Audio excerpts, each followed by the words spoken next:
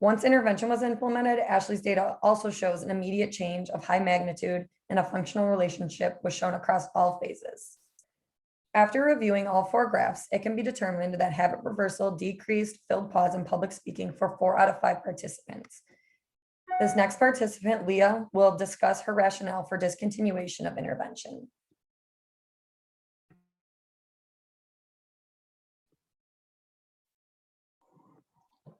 Following the completion of the previously discussed personal report of public speaking and anxiety, I scored on the high end of moderate at 127. This indicated that I do in fact have some typical anxiety surrounding public speaking.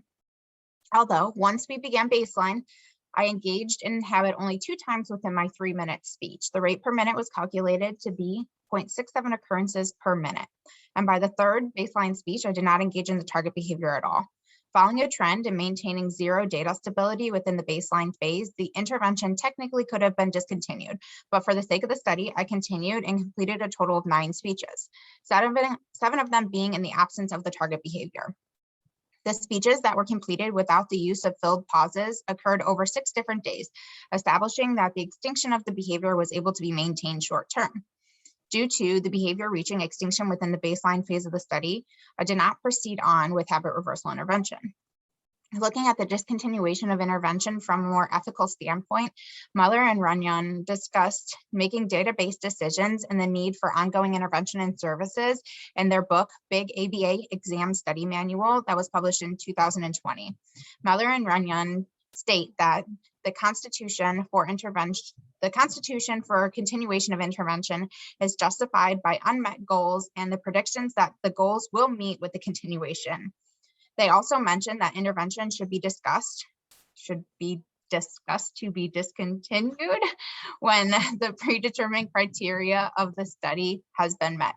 Therefore, putting the target habit on extinction within baseline, the desired goal was met, decreasing my average baseline score by at least 80%, leading to the discontinuation of my participation in the study prior to intervention.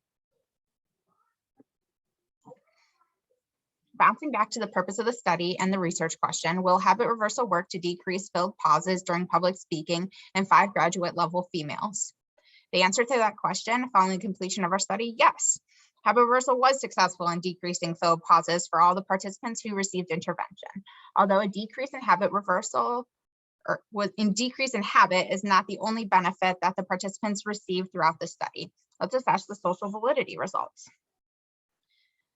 The social validity scale examined how comfortable each participant was pre and post intervention. Here you have a table laid out to display the improvement in score by each participant. The scale consisted of questions about comfort, anxiety, and ability, as well as confidence levels.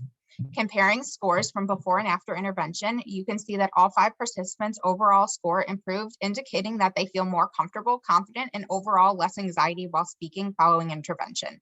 Apart from myself, who did not receive intervention, although my score did improve by 1 point, I do feel as though I am more confident knowing that I do not use filled pauses as often as I initially thought. We gained a lot from the study, but it did not go without its own trials and tribulations. Let's move on to our limitations. The pandemic limited us in our ability to meet and discuss things in person, as well as record our videos face-to-face. Therefore, we had to delve into a whole lot of a new world of unfamiliar technologies for us. We utilized a shared email and Google Docs throughout the study, allowing for us to share and edit documents. Although at times it hindered the quality of the work in transition and the work required more reformatting. We also utilize the Zoom application to meet on a regular basis and record and present our speeches. The Zoom application was less than ideal on multiple occasions where we encountered video, sound, time, and recording technical difficulties.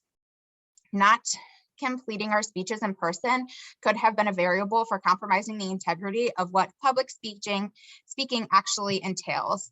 And lastly, personal encounters that took away and intervene on levels at times that were not initially accounted for. These limitations, if applicable, should be addressed in any further research and replications in the future. So there you have it, using habit reversal to decrease paused fills in public speaking. Before we wrap this up, I just want to make everyone aware that this PowerPoint was made to be understood without the speakers being present. Therefore, we will attach a copy to our discussion board post for viewing pleasure. Please reach out with any questions that you may have, and hopefully you were able to gain a little bit of something from tuning in with us today. So we look forward to hearing from you all.